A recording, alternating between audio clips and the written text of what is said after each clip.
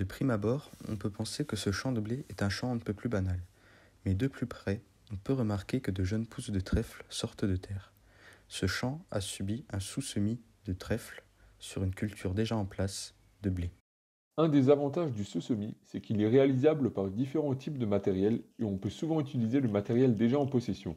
Cela peut être un microgranulateur ou épandeur à engrais suivi d'un passage de RC-tri pour recouvrir les graines, un semoir à soc ou à disque selon le type de sol et la présence de résidus en surface ou non. Pourquoi sous-semer? Déjà, il y a une couverture du sol, donc une meilleure portance lors des passages sur la parcelle et moins de risques de battance et d'érosion. Il y a aussi une fixation d'azote atmosphérique grâce aux nodosités des légumineuses et une fixation d'azote résiduelle après la récolte pour éviter le lessivage de l'azote et permettre sa restitution aux cultures suivantes.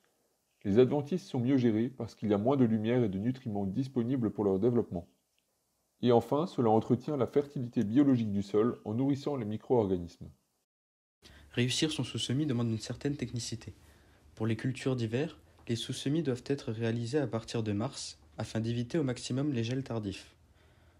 Pour les cultures de printemps, le semis doit être réalisé au stade 2-3 feuilles pour ne pas abîmer la culture en place. Le désherbage chimique de la culture en place doit être réalisé avec précaution car il pourrait entraîner la disparition de la culture sous-semée. Enfin, la disponibilité en eau est un facteur essentiel, puisqu'en cas de sécheresse, la culture en place concurrencerait directement la culture sous-semée. Il existe de nombreuses associations intéressantes entre légumineuses et grandes cultures, notamment avec le maïs, qui est une culture à cycle court et possédant de grands interrants. Le sous-semis de légumineuses est donc une technique peu onéreuse qui permet de maintenir ou d'enrichir la fertilité des sols. Cette technique permet également la récolte d'un fourrage de qualité, ce qui est très appréciable pour les éleveurs.